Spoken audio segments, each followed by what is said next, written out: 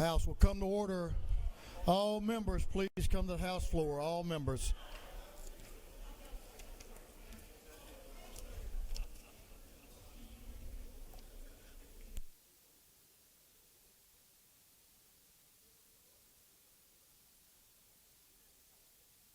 House will come to order. I know rules went a little bit long, so we're going to give them a few more minutes, but we're going to read a group of privileged resolutions. So the House will come to order. Members, please come to your seats.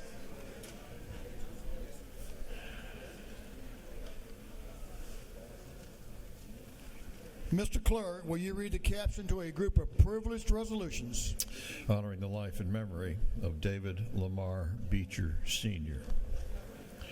Commending all veterans and their families in the state, commending Tech Bridge Incorporated on the occasion of its 25th anniversary and recognizing March 17, 2025 as Tech Bridge Day at the state capitol.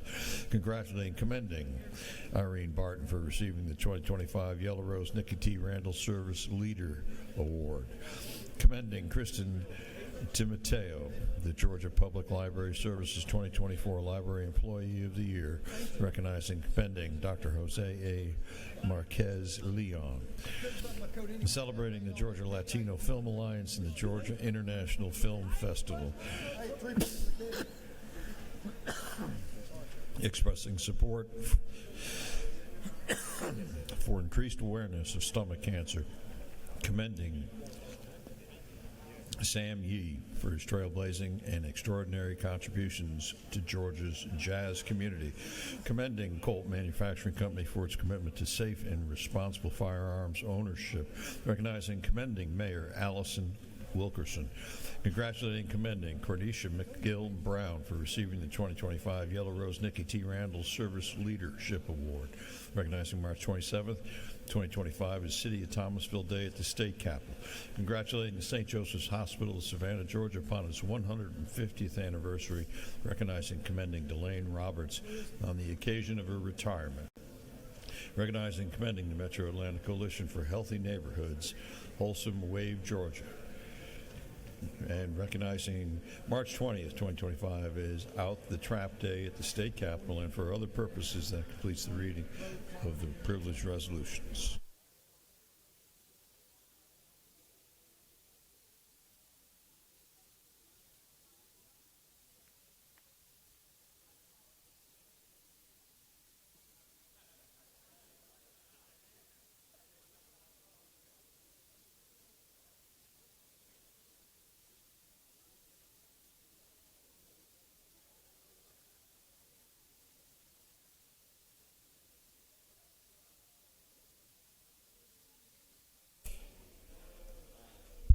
Is there any objection to adopting the privileged resolution? Hearing none, the resolutions are adopted.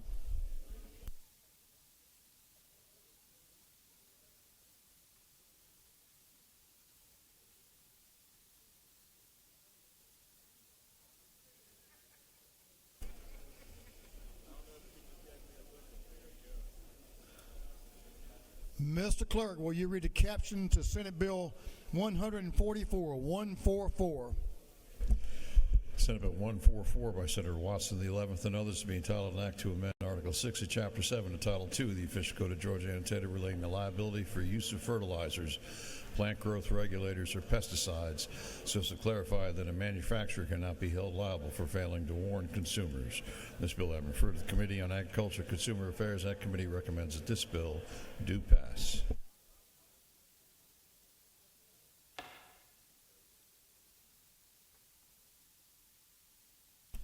Representative Stephen Meeks from down in the Jessup area is recognized to present the bill, Senate Bill 144. Thank you, Mr. Speaker. Ladies and gentlemen of the House, a pleasure to come to you today to bring Senate Bill 144, LC 144 CSFA from Senator Watson, as the Speaker mentioned. Ladies and gentlemen, if you will look on line 2 through 4 of the bill, so as to clarify that a manufacturer cannot be held liable for failing to warn consumers of health risk above those required by the United States Environmental Protection Agency. Now, you've gotten thousands of emails just like I have, and you've been told what this bill does and does not do. But ladies and gentlemen, that's exactly what the bill does. As we say in the South Georgia vernacular, it just says the law is the law and the EPA is the law when it comes to the label. You know, ladies and gentlemen, y'all know that agriculture is our number one industry in the state of Georgia. We produce the cheapest, safest, most affordable food supply of anywhere in the world. We only have that ability to do that because of science, technology, and a comprehensive, redundant regulatory system that reviews and approves plant protection products. You know, in 1960, one farmer only fed 25 people. If I surveyed the producers in this room, they would also agree with me that today, one farmer feeds an average of 169. It's not because of the weather. It's because of science and technology that we are able to do that. The science behind the chemical compounds used in agriculture and urban ag are subjected in the United States to the most rigorous regulatory structure of anywhere in the world. Some of you may or may not know that chemical compounds that are used in Europe that are used here in the United States have recently been labeled in Europe. So again, what does Senate Bill 144 do? Again, I direct your attention to lines 2 through 4 of the bill that basically says the law is the law and the EPA is the law of the land when it comes to the label. But why is this important?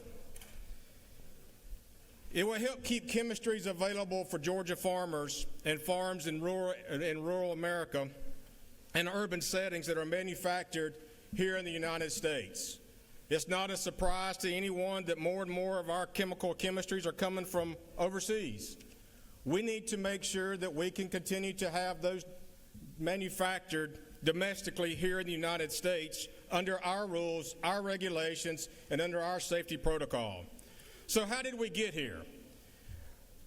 Thanks to California, Proposition 65 is really kind of where it all started, mandating that a manufacturer of a certain chemistry put on the warning label may cause cancer. They were basing that off of one study out of France, they call it the Iraq study. It was based off a subset of data that, in my estimation, and talking to those who were engaged with the EPA on a daily basis, the study was conducted with a very small subset of data points that they chose to use. It wasn't what the EPA uses here in America. The EPA took a look at it. They used a broader set of data points and came to a different conclusion. Even the Ninth Circuit Court of Appeals came out and said, you know what, the state of California cannot require that because the EPA says that it is misleading. And in that case, it is indeed misleading because there is no science to back up what California wanted to do. Now I want y'all to think about this. During the 3 months of the year that we're here in this chamber, legislating and doing the people's work of Georgia, it's usually the 3 months out of the year that we import our food, right? Because of our climate conditions, we don't grow year-round. Where do y'all think that comes from? Where do you think that the products that are used come from? Products coming from Mexico, a country that has significantly more lax regulatory environment, and they use more harsh chemicals than what we use. Grapes coming out of Chile. Is it the same regulatory environment? Absolutely not. We rely on those imports, but we don't control what they put on those. We're going to see that in a few months, actually another week or two, if I had to guess, when products start coming from Mexico and South America where the climate is warmer. We don't control what they put on theirs. We do here.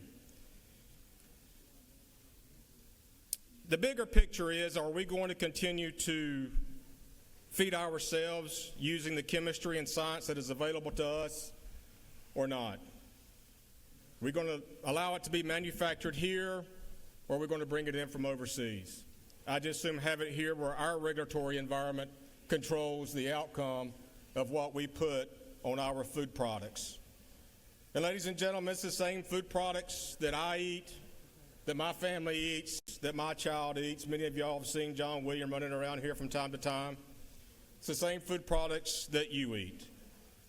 Georgia's farmers take great pride in the training that comes with applying any chemistry that we apply. The University of Georgia Cooperative Extension Service has developed one of the best training programs, and every time I go to a training program somewhere, I submit this card to them with an ID number on the back that tells them how many training credits I've had and what I've been trained on to make sure that we are indeed using anything that we use in the wisest manner possible for the benefit of food production and the health of our neighbors. Mr. Speaker, there was some question in Rules Committee in terms of the lag in time and when EPA does react to data that is submitted to them, and I appreciate the conversation that I've had with the gentlelady.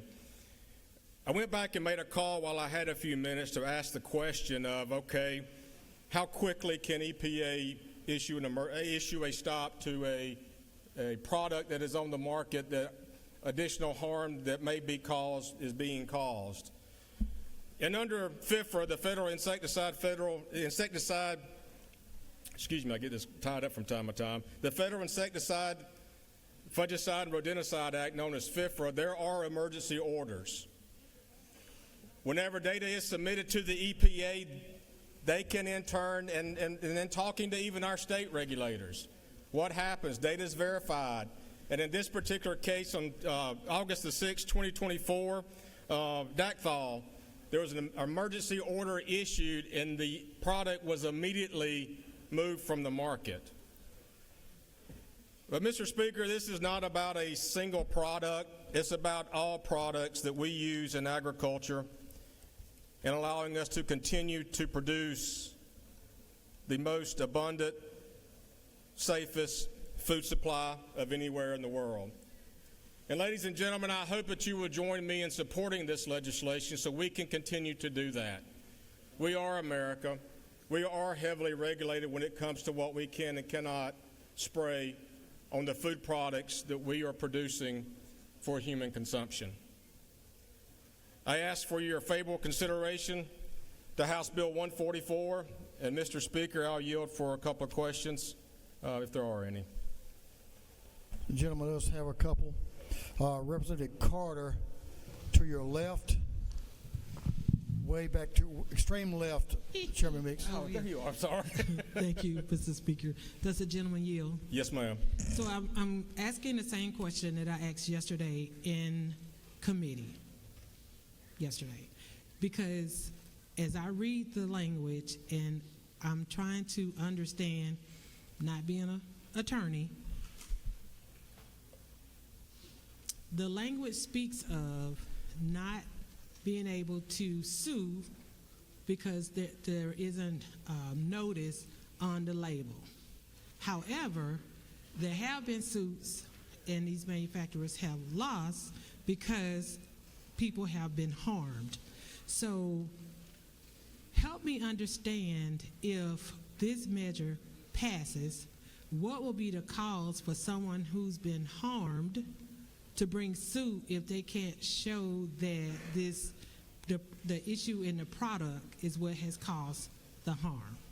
Yes, ma'am. Thank you for the question, and we did have a great conversation yesterday in the Agriculture Committee. What this bill is saying, based on the label and from the data and the science from the Environmental Protection Agency, which does not have data to support any warning that may be on the label. That's all we're saying here. If there is a different cause of action that an individual would like to take against any product, we don't take away that ability in this. This is solely based on the label that's approved by EPA and the wording that is on that. Does the gentleman further yield? Yes, ma'am. Would you share an example of someone who has been harmed that can bring suit? How would they go through that process if they're not able to show that there is something negligent in the product, that the manufacturers at some degree know that there's something in the product, right? But they're not on the label. I understand the EPA side of that, and maybe other people may need some explanation. Because I think at the end of the day, what we want to do is protect our constituents and not necessarily manufacturers. So can you help me really and help us understand that? Because we're still having a little pause. Well, as you know, I'm not an attorney either. But the way that I view it and the way that I read it, if there are some other issues that you may experience from being around the application of this product, then this legislation doesn't prohibit you from taking calls for that. Again, I mean, and it could be any warning. I mean, I was sharing with others earlier. There are products that we apply on a daily basis that has poison written all over. You take additional precautions when we are utilizing those for ourselves and for those who are applying it. As long as we're following those rules and regulations, that's what EPA has looked at and said this product is deemed safe to apply. So, in my estimation, if there are other things that other symptoms that are caused, you would be able to take a cause of action based on that. This is specific to any warning that may not be on the label. But again, EPA won't even allow you to put one on the label unless there's data to support that.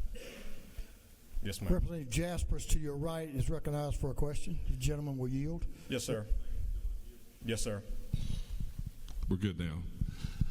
I had a long career as a county extension agent. Spent 30 years training people how to read a label. It's not true when you look at your bill, it does nothing to ease the regulations or even ease or lower, especially lower the standards that a user of pesticide has to follow. The gentleman knows of what he speaks given his distinguished career in extension service. And I think it's important to note, sir, if the gentleman still yield. Yes, sir. That it's true that the pesticide label that can be 1 page or 30 pages long gives the producer, the user, all the information they need to use that product safely and to protect our food supply. The gentleman knows of what he speaks. Well, thank you for bringing the bill. Thank you, sir. Gentleman, yield to a question from Representative Bernal on your left, out in front of you to your left. The other left. Thank you, Mr. Speaker. Does the gentleman yield? Yes, ma'am. I appreciate you telling us all about the EPA and how much our country protects us and that the other countries, we don't know what comes from them. However, our current federal government has just fired 400 people. So what happens when EPA goes away? Who's going to protect us? Well, I do believe that that's a conversation we're going to have to make sure we're on top of. Thank you. Mr. Speaker, You with have that, one more question from Representative Corbett, if the gentleman will yield to your sir. right. Thank you, Mr. Speaker. Does the gentleman yield? yes, sir. Is it not true that providing a clear and consistent regulatory framework, this bill fosters a stable business environment that attracts investment into Georgia's agriculture sector? The gentleman knows of what he speaks. Thank you for the bill. Thank you, Mr. Speaker. And ladies and gentlemen, as we continue to feed Georgians and the world, I hope that you will stand with agriculture on this important measure and ask for your favorable consideration to House Bill 144. With that, Mr. Speaker, I'll yield the will. The gentleman has yielded the well. You had other questions, maybe they'll be answered because we have a number of folks signed up to speak to Senate Bill 144. I'm going to allow up to 25 minutes for those opposed and those in favor. Up to 25 minutes. I assure you, you don't have to take up to 25 minutes. We'll begin with those who are opposed. Representative Drenner is recognized to speak to Senate Bill 144. Representative Carla Drenner. Ladies recognized.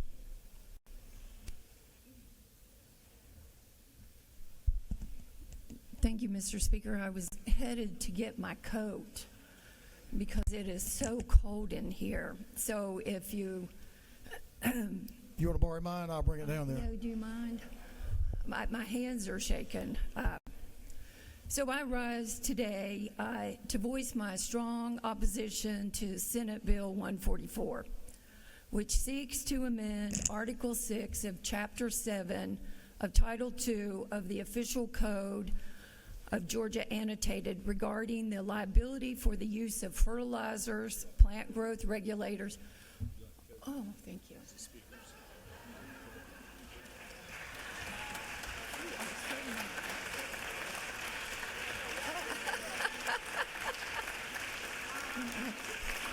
You look better in it than I do. My goodness. Thank you. Thank you. Chivalry is not dead. I appreciate this. It makes a great picture, too. While the intent of this legislation may be to support agricultural growth and ensure the availability of crop protection products, the implications of this bill raise serious concerns, particularly when it comes to the health and safety of Georgian citizens and the environment. I have 5 key objections. Number 1, potential health risk to consumers. Senate Bill 144 would limit the liability of pesticide manufacturers by stating that they cannot be held responsible for failing to warn consumers of health risks that go beyond the warnings required by the U.S. EPA. While the EPA does regulate pesticides, it is essential to recognize that their assessments may not always reflect new or emerging scientific data about health risk. By restricting the duty to warn only to EPA-approved labels, this bill effectively undermines the responsibility of manufacturers to alert consumers to potential risk that may not have been fully assessed by the EPA or that may become clearer over time. This could place Georgia's citizens, especially farm workers and rural communities, at greater risk. Objection number 2, ignoring local public health concerns. While the agricultural industry is vital to Georgia's economy, this bill fails to account for the specific public health concerns that may arise in local communities. Local health departments, healthcare providers, and researchers often identify risk that national agencies like the EPA may overlook. This bill would restrict the ability of state-level health authorities to act in the best interest of Georgia's people by weakening the liability for pesticide manufacturers. Objection number 3, diminishing consumer protection. Senate Bill 144 sets a dangerous precedent where corporations are not held fully accountable for their products. Consumer protection laws exist to ensure that people are adequately informed about the risk associated with products they use.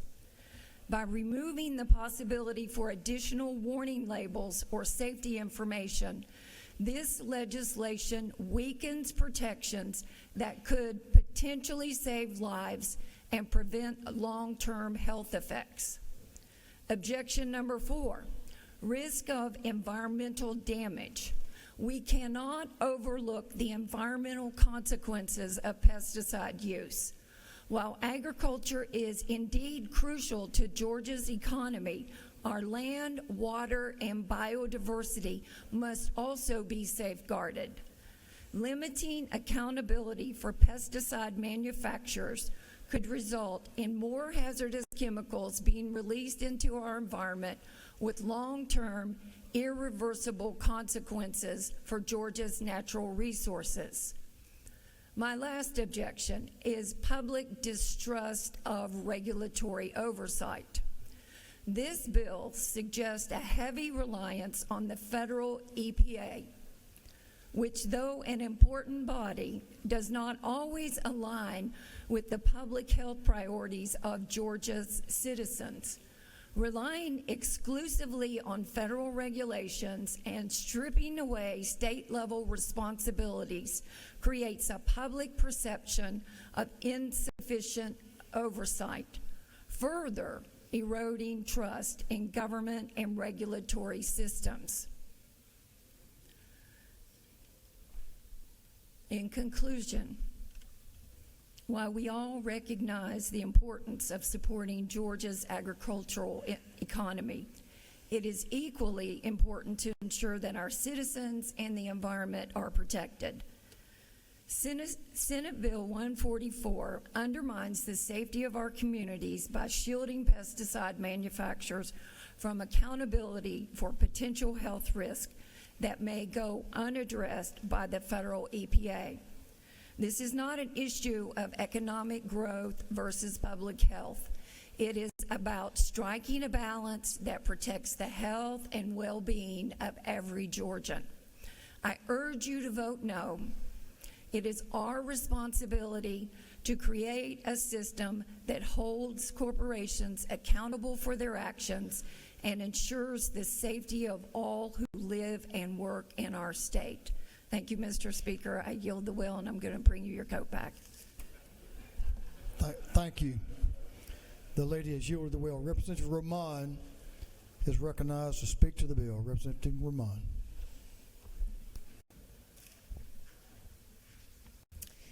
Thank you, Mr. Speaker. Colleagues, today I rise in strong and vehement opposition to Senate Bill 144. And I really hope you will take a moment to allow me to lay out for you how this is part of something way bigger that is going to make our constituents and our families less safe. And that is not an exaggeration. The corporations behind these bills have been working around the country to limit their liability. They are trying to shield themselves from the consequences of their products and the way they are harming consumers. In fact, they have now been before the Supreme Court twice and failed both times, including as recently as February of last year. So what did they do? They decided to go to legislatures, much like ours, and they went to several of them. And do you know where they most recently failed? In Idaho. Not some progressive bastion, but a place that is actually more to the right than Georgia. And it's because people are refusing to allow these corporations to be shielded by our votes. In fact, Idaho overwhelmingly killed their efforts.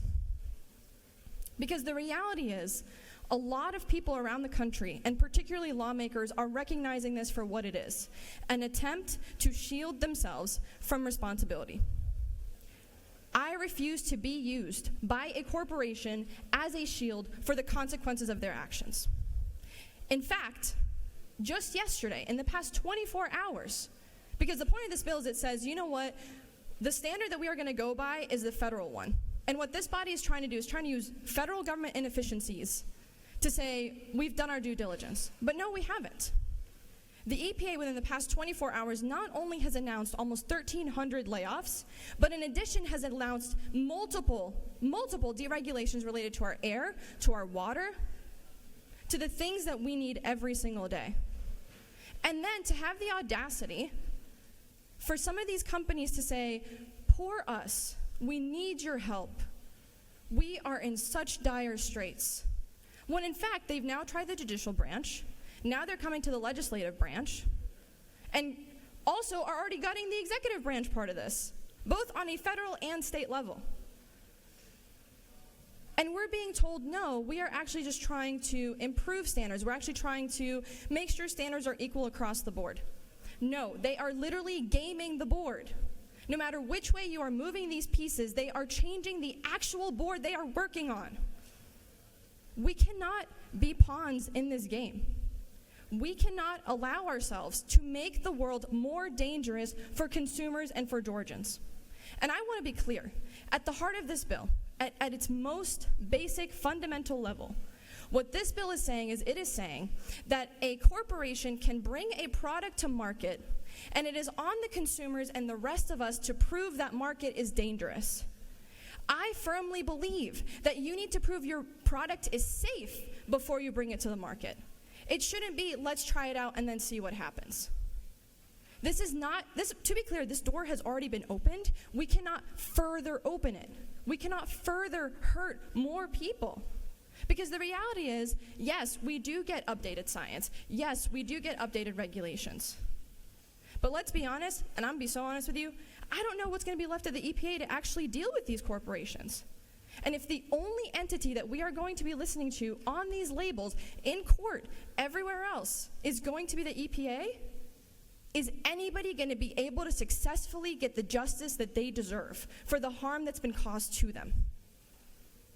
And lastly, I truly believe in procedure. To hold this bill, knowing that some of our members had flights, that some of our members had work commitments, and bring it at the last moment, to me, that is not okay. It tells me there's something wrong with this bill and that we needed to shove it through as quickly as possible. I firmly believe that Georgians deserve better than this, and I sincerely hope you join me in opposition to this bill, even if it means you got to leave early. Thank you, Mr. Speaker. I yield the will. I'll just remind the lady that this is not an attempt to ram anything through. This body meets on the days we're scheduled to meet, and we're here till we need to be here to finish our legislation, whether we're doing it 1 o'clock, 2 o'clock, or 10 o'clock. Representative Willis is recognized to speak to the bill. Thank you, Mr. Speaker. Good afternoon, colleagues. I rise today in opposition to SB 144 for a variety of reasons. This bill came through committee, the committee that I sit on. The committee is called Agriculture and Consumer Affairs. So I speak to you today from a position of the protection of the consumer. First, to define an acronym that you'll hear a bit more of today, FIFRA, F-I-F-R-A, Federal Insecticide, Fungicide, and Rodenticide Act. Assuming you didn't know that, that is what FIFRA stands for. The EPA does not have any authority to determine what a manufacturer knowingly withheld, concealed, misrepresented, or whether or not they destroyed material information. The EPA can only enforce FIFRA, the Federal Insecticide, Fungicide, and Rodenticide Act. Meaning at most, they could bring an enforcement action against a company for misbranding a pesticide. Both of my parents led distinguished careers in federal government. My mother retired from the EPA as an investigator. Here's what I know for sure. When something comes to the EPA to make a change in labeling, there's a process and a procedure. That process and procedure takes time. That process and procedure could take 6 months. That process and procedure could take a year. So my immediate question in committee was what happens to the consumer in that gap while we wait for a label to be changed or something to be stated as unhealthy for a consumer? There was no answer, therefore, my concern remains.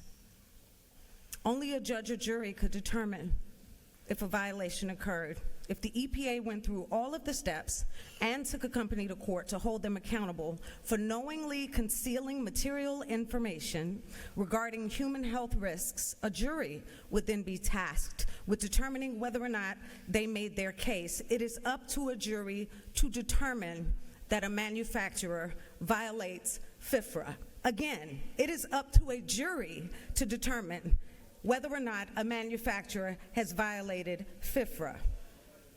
If the EPA tried to determine this without due process, they would rightfully be sued by the manufacturer and then lose. I hope that I'm exemplifying the dangerous loop that this places us in. Regardless of what's happening at a national level, this is still America, where every person deserves due process, especially those accused of a crime. This puts inappropriate pressure on the EPA, which we already don't know where they stand right now, today or tomorrow, with all that's going on. This puts undue pressure on the EPA to vindicate individual rights rather than protect public health. The EPA's mandate is to protect public health rather than purse claims to the end in order to make a determination that would revive civil lawsuits. This exception only applies to human health claims and does not protect property rights claims.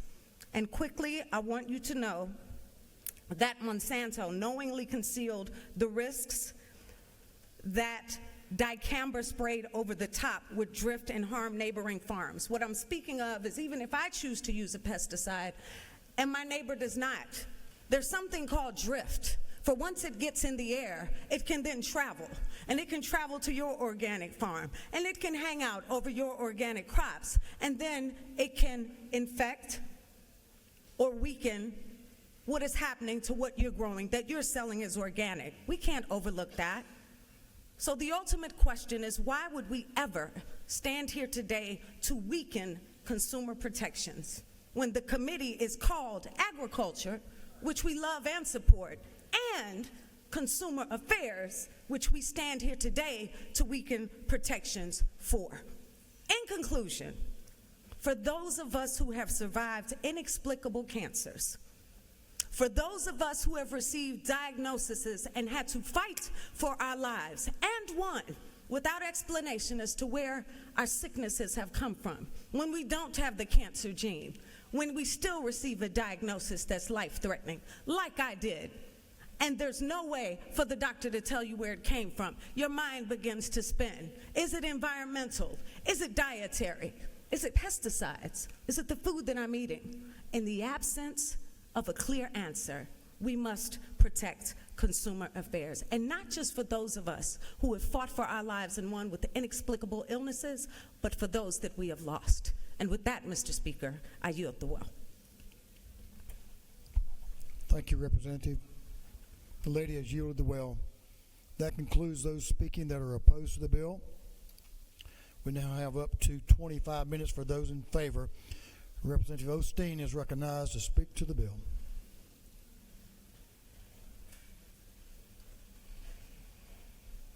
The lady is recognized. Thank you, Mr. Speaker. Good afternoon, colleagues. Today I rise in support of Senate Bill 144. Like most of you, I've learned over the course of this session that Senate Bill 144 is certainly an emotional topic to several Georgians. In fact, my inbox, probably like yours, has been inundated with countless copy and paste emails, but I haven't opened the first personal email with a real-life story to tell. However, I'll share my personal story with you in a moment. But let's look first at why this bill is vital to the success of agriculture, our state's #1 industry. The Environmental Protection Agency, aka the EPA, serves as the federal agency charged with protecting the environment and human health in the United States. In other words, they are the sole authority for determining what is and what is not deemed factual and necessary information that is to be printed on product labels. Senate Bill 144 will clarify who makes the will clarify who makes the rules to play by regarding pesticide labels. Again, that is the EPA, period. This bill does not absolve companies of any wrongdoing. Rather, this is a bill to keep all pesticides available in our toolbox. And this issue is not about one pesticide nor one company. The future of ag profitability depends on a full complement of safe, effective chemicals to address problems in production agriculture by using the best practices and modes of action. As I mentioned earlier, I do have a story to tell. We're a multi-generational family of production row crop farmers that take immense pride in helping produce the safest, most abundant, and most affordable food supply on planet Earth. Our peanuts are grown sustainably and responsibly on our farm in which we live in South Georgia. In fact, we eat them ourselves. Our cotton becomes the shirts and the jeans most of us enjoy wearing, and our pine trees eventually become the wood for building materials. We take very seriously our role in meeting the basic needs of life by producing safe food, clothing, and shelter. We would never consider compromising our integrity by cutting corners or safety measures in order to meet the needs of us all. My husband and son are responsible for everything applied to our crops. as required by the Georgia Department of Agriculture to keep their pesticide credentials. They are continually trained, licensed, and informed ag professionals who are on the front line of agriculture, making certain everything is stored, mixed, and applied according to these labels. As a matter of fact, one of the USDA inspectors just showed up at our farm completely unannounced last month to inspect our chemical storage, safety equipment, and application records.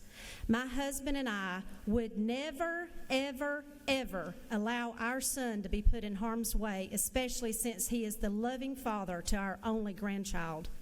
Additionally, I would never stand in this well and ask my fellow legislators and friends to essentially tie my family's hands and all the hands of the farmers, pesticide applicators, and workers in the chemical business in the great state of Georgia from being able to seek damages from bad actors.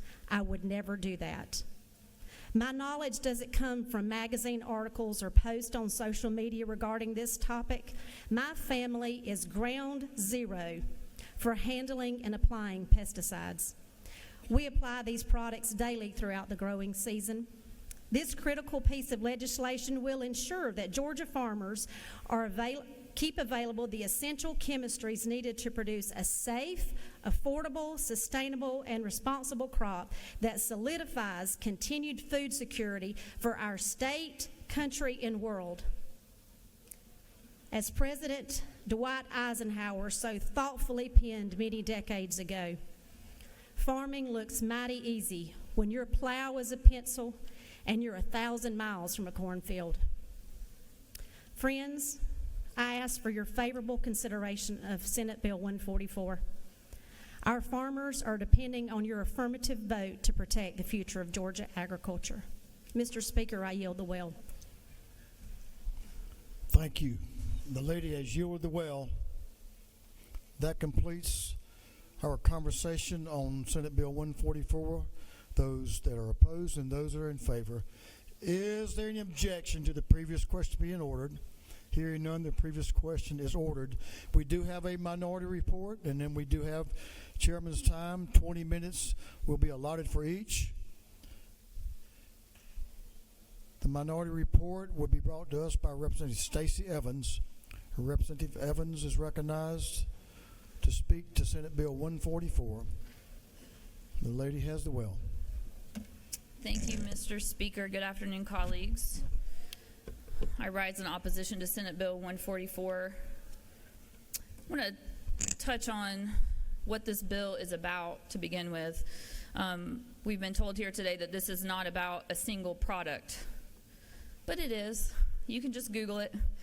This bill that we're considering here today is not unlike a bill that sits on legislative desks in states all across this country.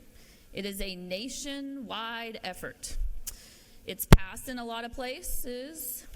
It's been stopped in a couple of places, Midwestern states to be exact. Stopped by who in those states? Farmers. Farmers stopped this bill in Midwestern states. This bill is not about farmers. This bill is about Bayer, B-A-Y-E-R, the company. Bayer bought Monsanto. Monsanto made Roundup. Roundup causes cancer. That is not a debate anymore. Roundup causes cancer. A lot of people got hurt. A lot of people got sick. Monsanto got sued. Monsanto got liability. Monsanto sold to Bayer. Bayer bought that liability, and now Bayer wants to ask us to take it away. They made the deal. We don't need to help them. They have plenty of lawyers to help them, I'm sure. It's not about farmers. Here's the reality of life, ladies and gentlemen. Industry is always ahead of government.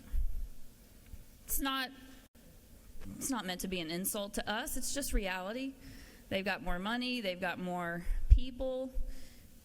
They got more researchers. They can go faster. While we appreciate the EPA, and I'm really loving all the love for the EPA regulators today in this body, but industry is always ahead. So under this bill, if industry finds a problem through their own research and development, for example, that a product causes cancer, may damage land, may cause asthma, who knows, it could be anything. They have to report to the EPA through the FIFRA process, and that's fine, that's the law now.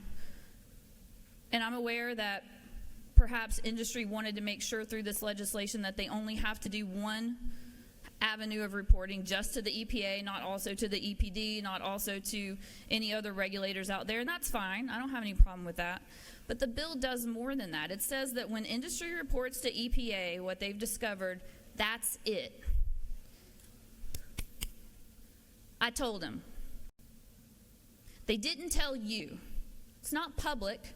I guess if you happen to know somebody who knew that industry just found something and they reported it to FIFRA, you could do a Freedom of Information Act request, and maybe in 6 months you might get the answer and find out what they said, but otherwise we don't know.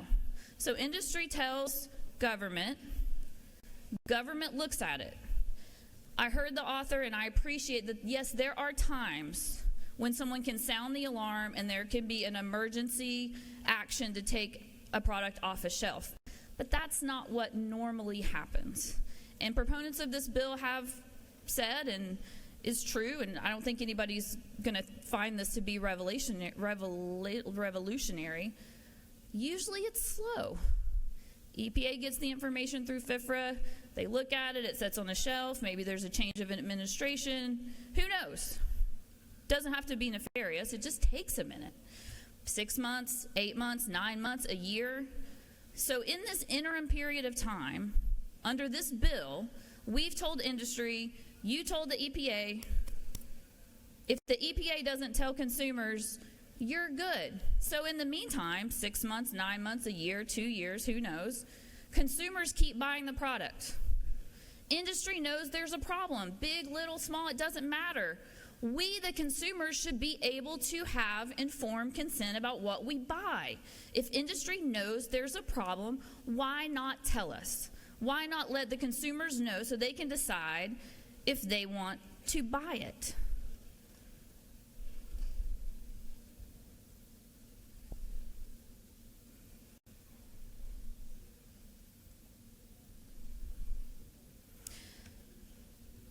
So passing this bill means if industry tells government, that's fine, they can keep selling the product, they can keep knowing that there's a problem, and they will not be on the hook for a failure to warn claim to consumers. That's essentially it. We're giving that up. Right now, consumers would have that right. Under this law, they wouldn't.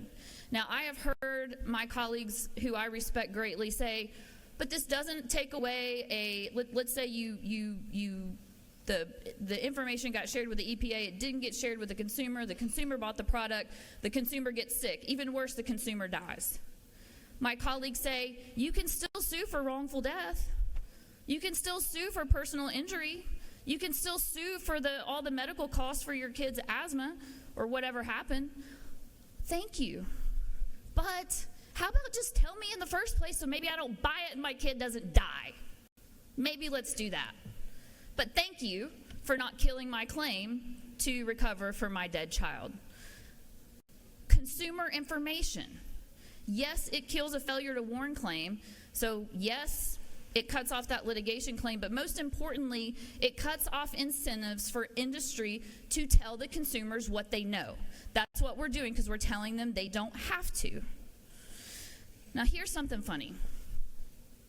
It's been Democrats up here speaking against this, but those emails that are coming around to all of our inboxes, most of those are not from Democrats. Those are from Republicans. And how do I know that? I had a general election this last go around, like many of you did, and my opponent, who's a lovely woman that lives in the neighborhood next to mine, who comes down here to lobby on various issues from time to time, she's very much against this bill, and she's been emailing me and you and others. This is a bipartisan thing. This isn't about litigation. This isn't about farmers. This is about Bayer's liability and interference in litigation, and it's about consumer information. That is what it's about. We're cutting that off. Now, I drew up an amendment, and it's on your desk, and we're not going to vote on it because it wasn't approved by the Rules Committee, but I want to talk about it for a second. I've been peddling this amendment.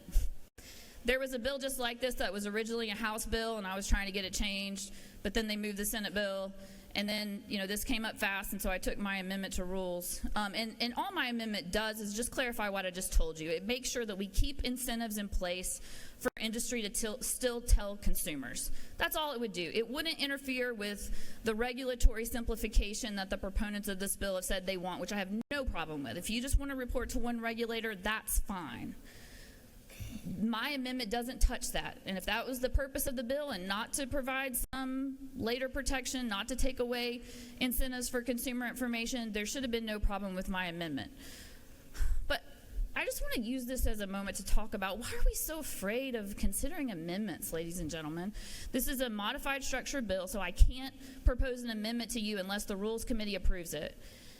I didn't ask the Rules Committee to approve the amendment to change the bill before it got to you. I simply asked the Rules Committee to allow me to put it on your desk and let us vote on it.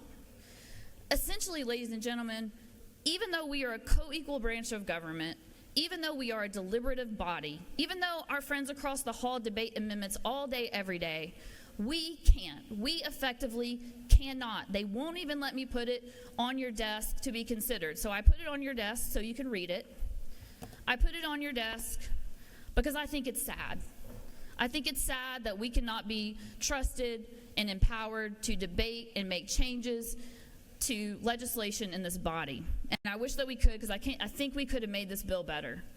And that's unfortunate. So because we can't do that, all I can do is ask you to please join me in voting no to Senate Bill 144. Thank you, Mr. Speaker. I yield the well.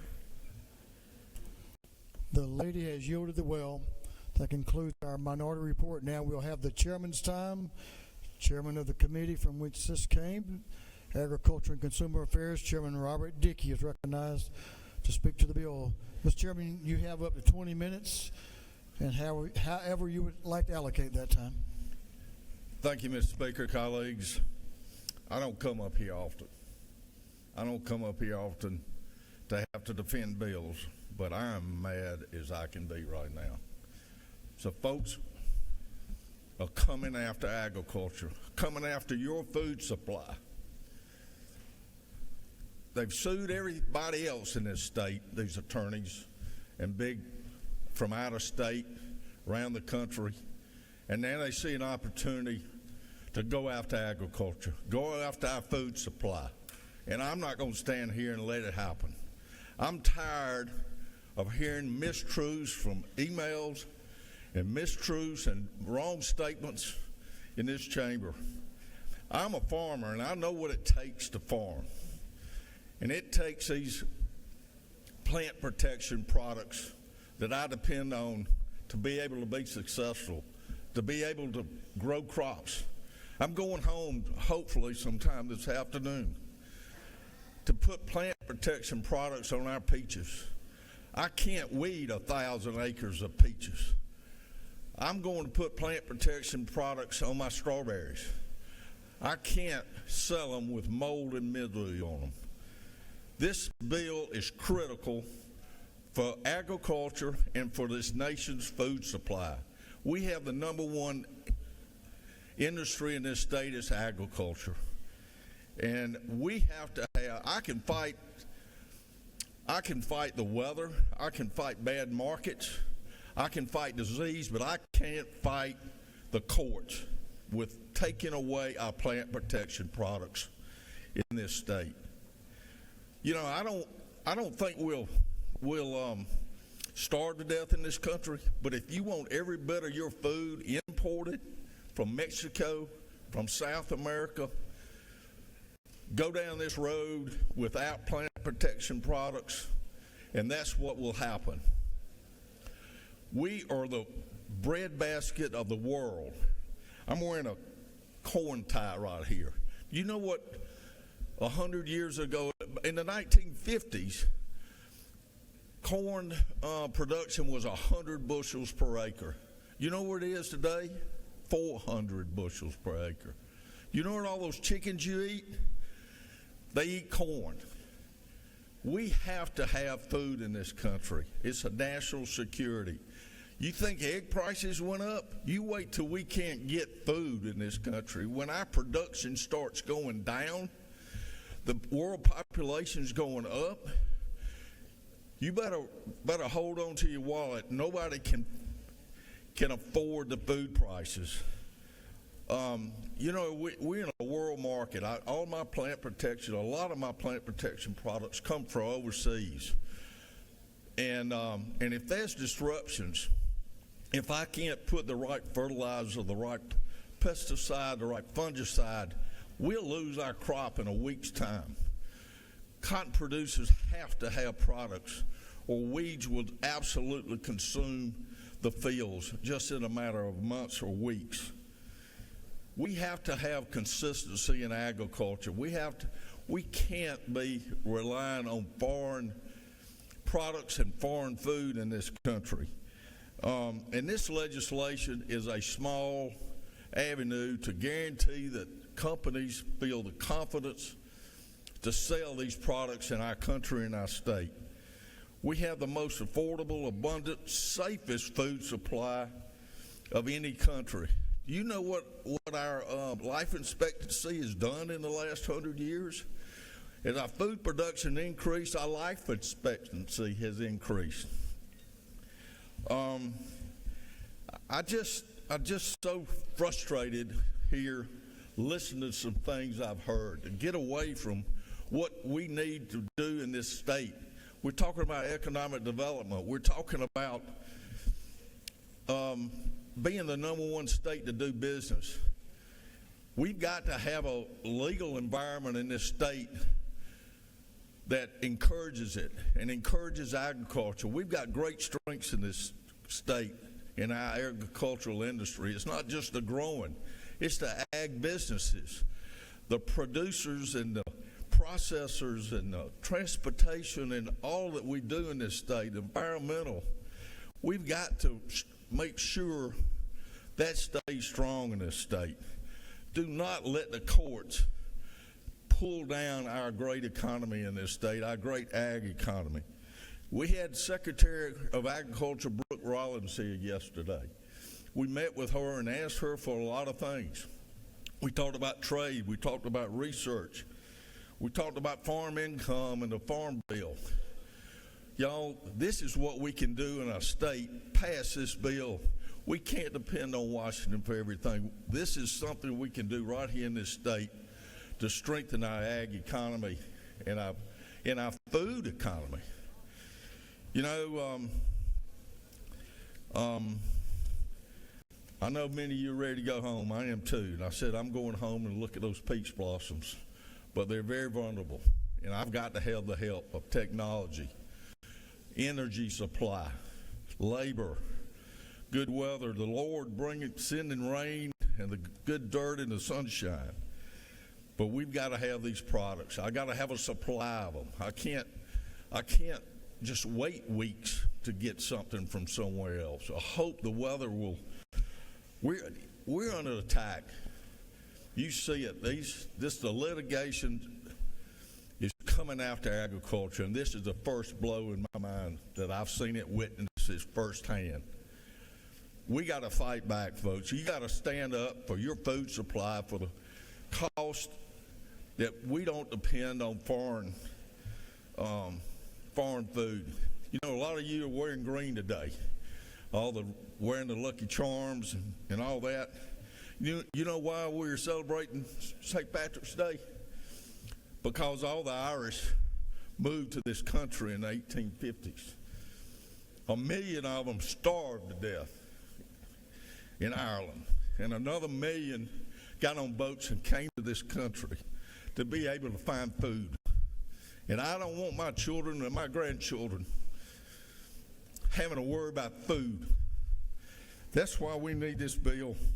I hope you'll vote for it and support your food supply and my food supply. Thank you, Mr. Speaker. Mr. Chairman, you going to yield some time? Is that the remainder of the year? Mr. Chairman, you going to yield the remainder of your time?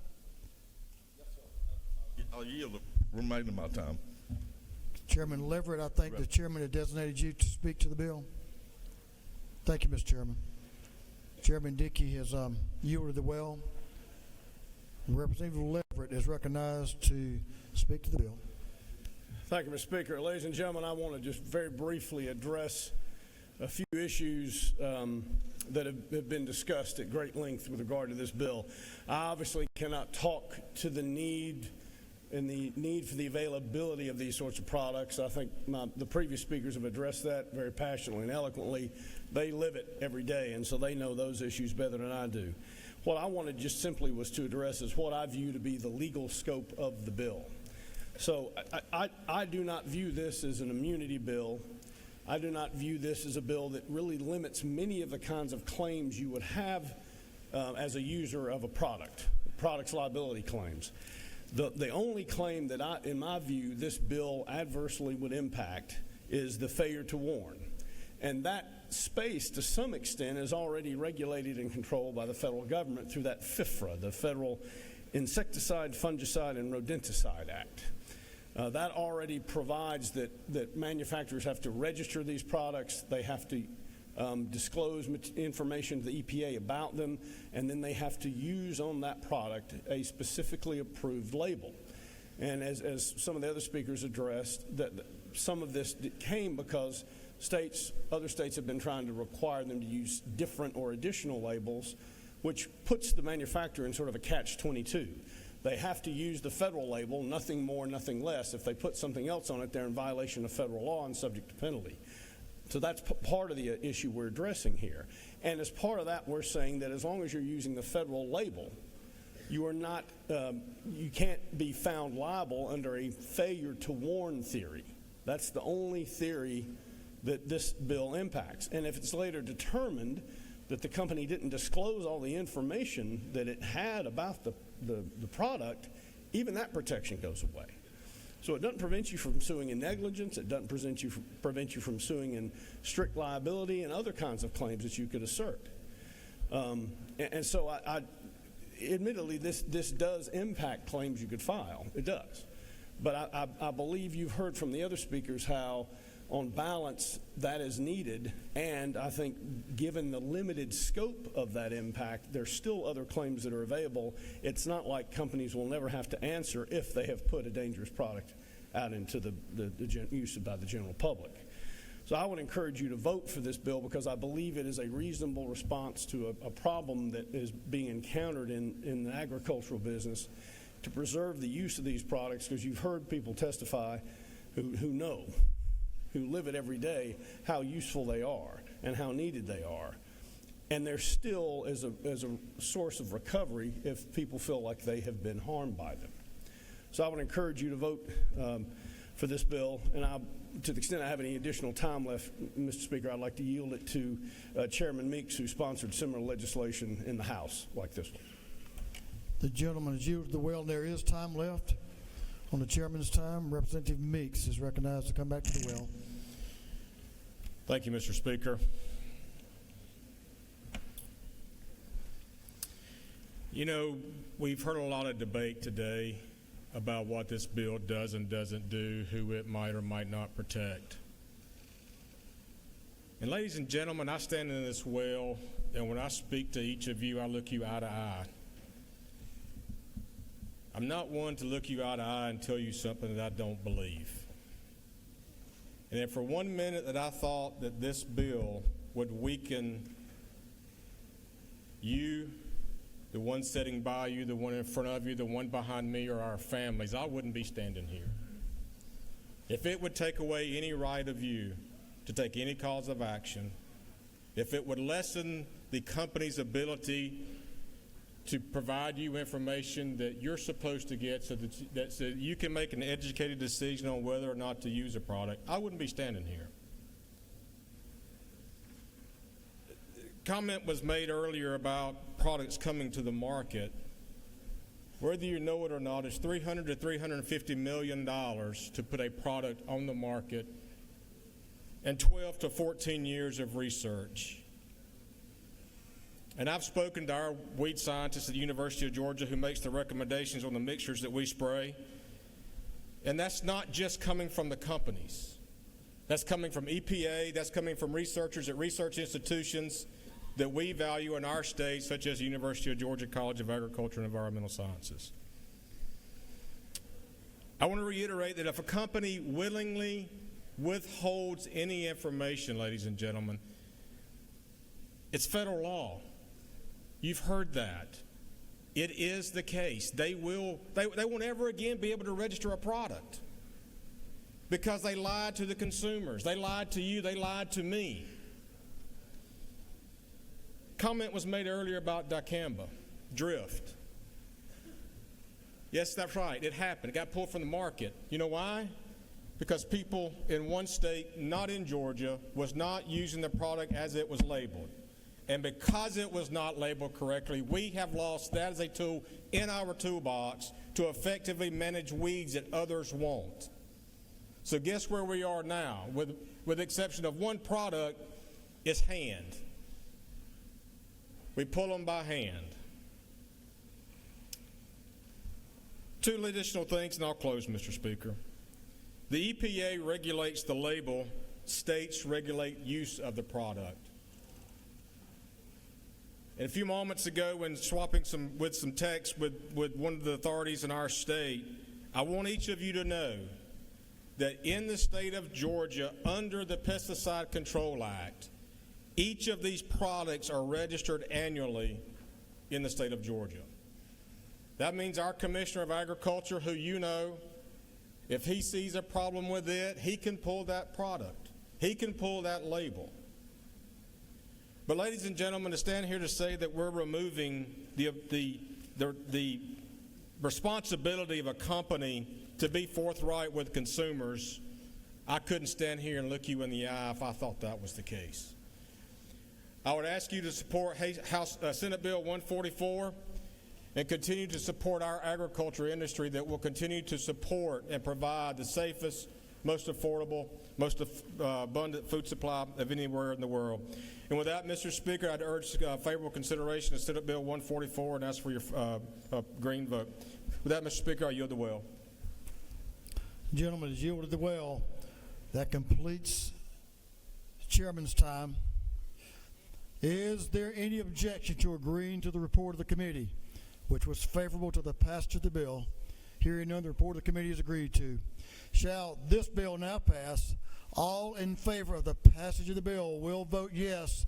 All those opposed will vote no. And Mr. Clerk, will you unlock the machine?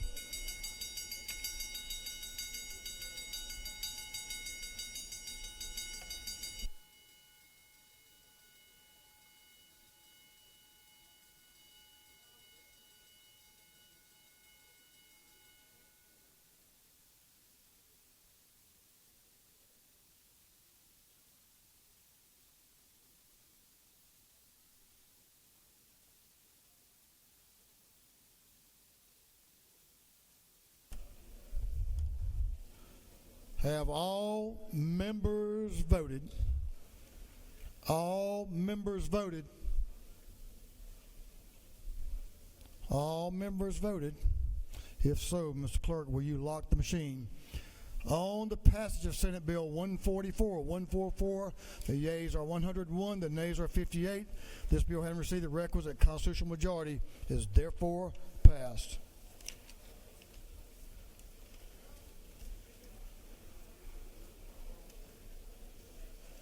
That completes our rules calendar. We're moving on to afternoon orders.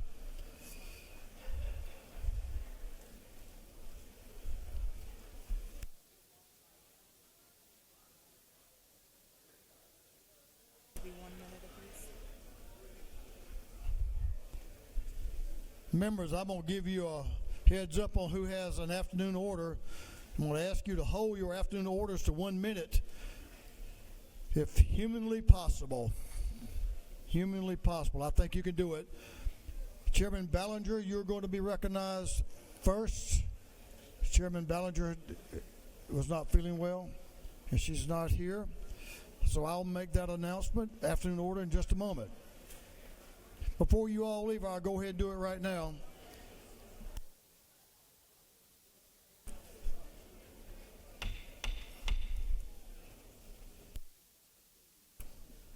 Members, we have several announcements. I want to make this one before I do one that we also need to hear. But tomorrow,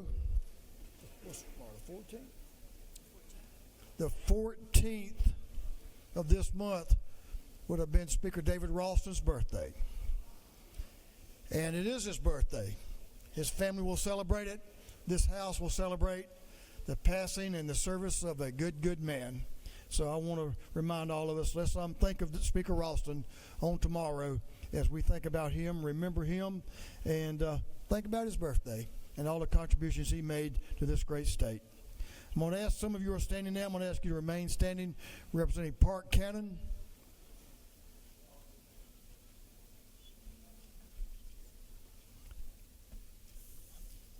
Representative Park Cannon is recognized for an afternoon order.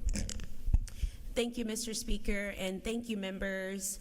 Today I come to recognize Black Midwives Day in the state of Georgia, which is typically celebrated once a year in every state, and to specifically talk about the eradication of Black midwives and the good work that we're doing in Georgia to bring attention to them. We do have a number of Black midwives at the Capitol today, and they are specifically here wearing white in honor of two midwives who passed away. One is known as Mama Nasra. She was well known to this house and visited many times. She was the best friend of former Representative Abel Mabel Thomas, and so you might remember seeing her with her best friend. So we do miss Mama Nasra, and those are the members there who are here to be honored at the door, Mr. Speaker, so that they can hear that we are speaking about them. Mr. Speaker.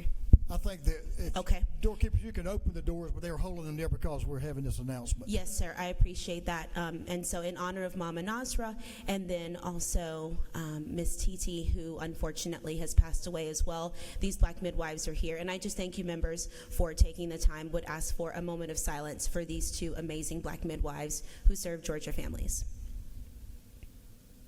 Thank you very much. Thank you, Representative Cannon. Representative Mathis is recognized for an afternoon order. Then we'll have Representative Wade, Representative Al, Representative Bell, and Representative Leverett. Representative Danny Mathis. Boy, you need to do this one. Representative Danny Mathis. Do we have, look at there. We have. Thank you, Mr. Check Speaker. your screen. That's my mother-in-law. She turns 100 tomorrow.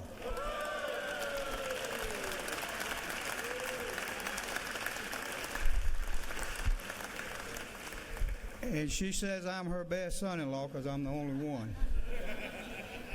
But my wife, Ellen, and her brother are the only two children of Miss Little Lee. Miss Little Lee was married to Mr. Billy F. Purser for 72 years, and he died back in 2015. So I'm so proud of her. She's doing well. She broke her hip a few weeks ago, but she came through it fine. We're just trying to get her back to where she was at home. So if y'all will pray for her, I appreciate it. But she's been an inspiration to all of us in our community, and I'm going to keep this short, Mr. Speaker, but I do appreciate it, and I'm glad to hear that Speaker Ralston's birthday is on the 14th, too. So thank you very much for y'all's attention and support, and God bless y'all. I yield the well. I think you can go home now after talking about mom-in-law. Sounds like she's a good one. Happy birthday. Representative Wade, recognized for an afternoon order. Thank you, Mr. Speaker. I just want to rise. This is School Board Appreciation Week across Georgia, and I want to specifically highlight my hometown, Dawson County, the school board members there. Two of those members have served 20 years, and one other member is at 16 years, and then the other two are in their 5th year.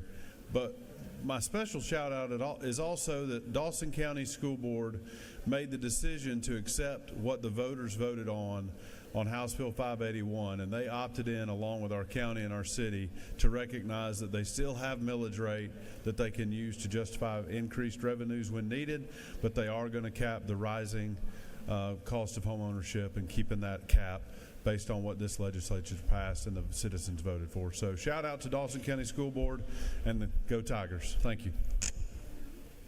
Thank you. Go Tigers. Representative Al. We giving blood again, Doc? Again. All right, let's hear about it. Thank you, Mr. Speaker. Just want to remind people that you still have 2.5 hours to donate blood at our blood mobile. It is right outside the Capitol in the usual spot. I also got permission to share from Representative Reese's mom that she had also received a blood transfusion during her time with us at the hospital, and she wanted me to convey to you how important that was to her, and that in donating blood you could also be part of someone's happy ending and a good story. So thank you so much for donating. Thank you, Mr. Speaker. I yield the well. You mean I got to go do it today? What time are they leaving? 5 o'clock. All right. That was 10 you just gave me. 5. What? Thank you, Representative. It's important. I'm going to do my best to get out there. Representative Bell, recognized for an afternoon order. Thank you, Mr. Speaker, for the recognition.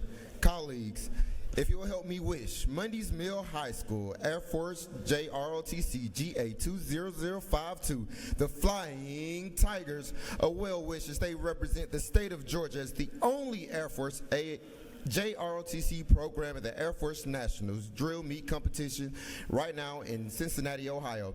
The Flying Tigers will compete against teams from across the nation and one including Germany. Their team members include Cadet Lieutenant Colonel Zamir Peoples, Cadet Major Sinetta B., Cadet Captain Emmanuel Lopez, Cadet Lieutenant Deshauna Grant, Cadet AF1 Janiyah Neal, and Cadet Amy L. Lavelle Williams. They are led by Senior Master Sergeant Torrance McGee, and they're watching live, so if you can wave and say, "Go Tigers!"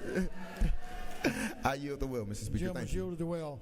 I'm going to interrupt afternoon orders here just for a moment because a lot of people are stepping out. I want you all to remember this and be looking your best on Tuesday. When we come back in session, we're going to do our panoramic photo. So be looking for your best on Tuesday, and we'll get that done when we come in session. We've not done it this year, so we'll do it on Tuesday. So a couple people left. We'll put it on the website and send an email out, but remind all of our colleagues we'll be doing that on Tuesday. Representative Leverett, Chairman Leverett is recognized for an afternoon order.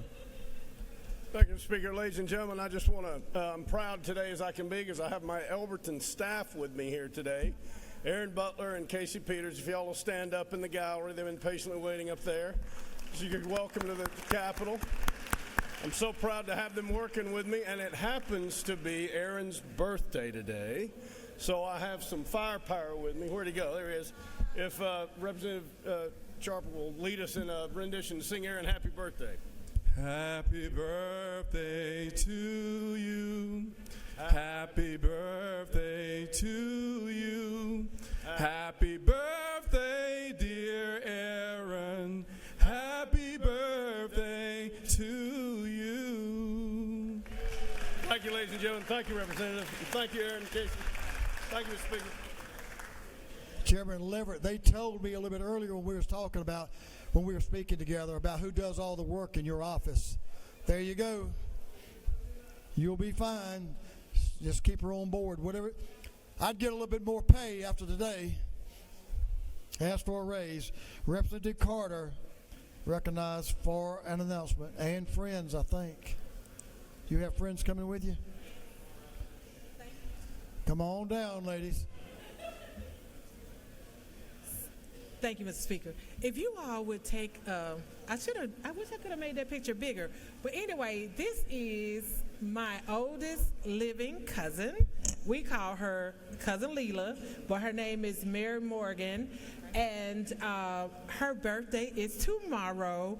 And the last time she was here at the Capitol, she was actually here and took a picture with Speaker Ralston because they share the same birthday. But if you guys would indulge me, we're going to celebrate her Saturday. I want to play this video of you all singing happy birthday to my cousin Leela. All right, these ladies. Come on, y'all got it, yeah. Ready, 2, 3. You can sing. Happy birthday to you. Happy birthday to you. Happy birthday, Cousin Leela. Happy birthday to you. Happy birthday, Cousin Leela. You over there.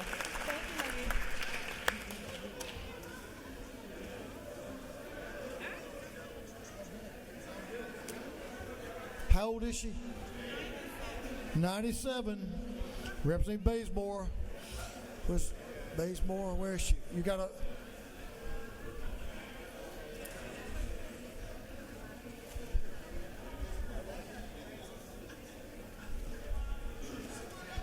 She's blocking you. Nice block. Representing Miller. Representing Bazemore. No. Thank you, Mr. Speaker.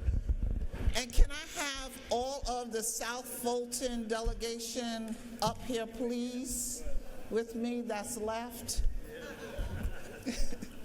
South Fulton. Everybody has. It doesn't have to be it's not the city, but it's South Fulton. Come on.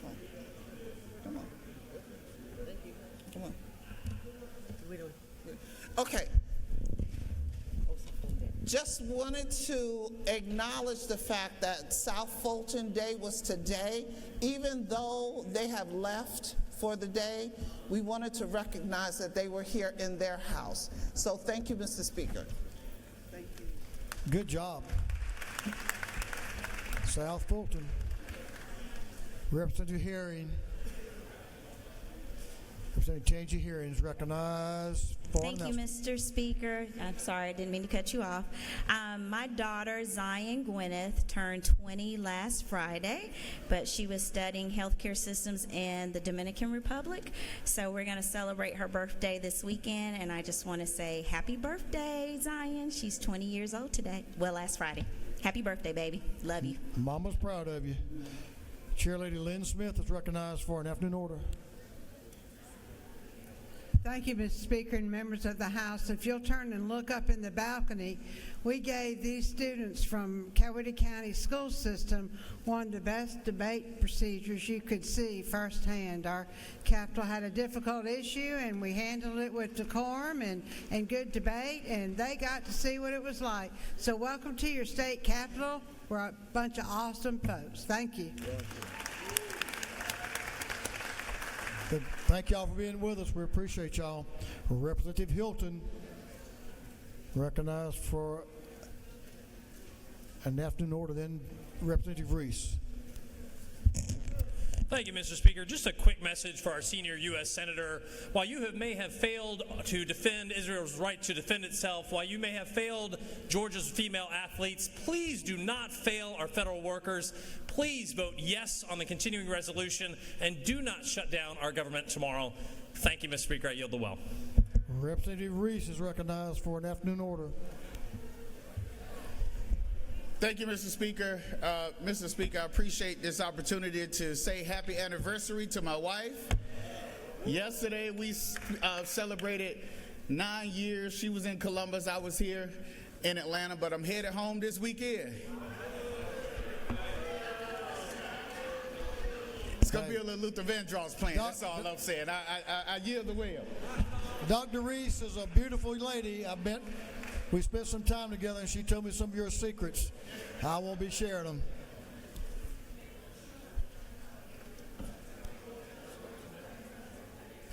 That concludes our announcements. Other than this one, a former member of this House, one of the most beloved members of this House, has a birthday Saturday as well. Chairman Don Hogan. Don, happy birthday, brother. A good man, a good Georgia Southern guy. Much beloved gentleman. Now we have some announcements. Representative Berry is recognized for an announcement.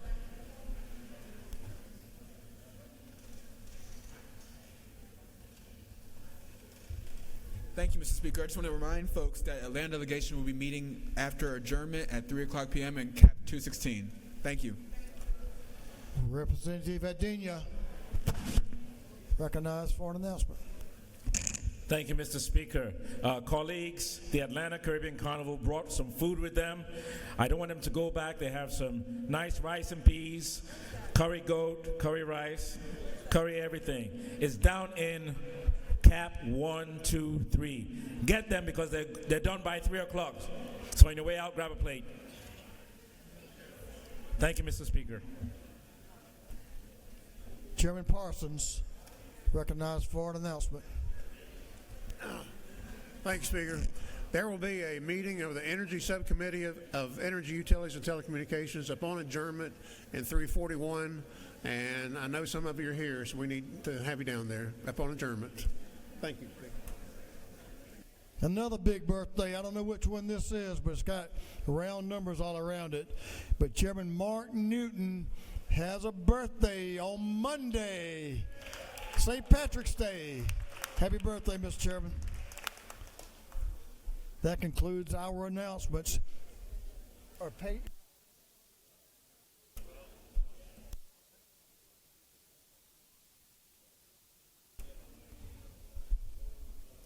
Majority Leader is recognized for a motion. Thank you, Mr. Speaker. I move that this House stand adjourned until 1 o'clock p.m. on Tuesday, March 18th, 2025. That fits the day after St. Patrick's Day. On the motion of the Majority Leader that this House stand adjourned until 1 p.m. Tuesday, March 18th, 2025. All those in favor will say aye. I think you have it. All those opposed, please say no. Yeah, it was clear. The ayes have it. We're adjourned until 1 p.m. Tuesday, March the 18th.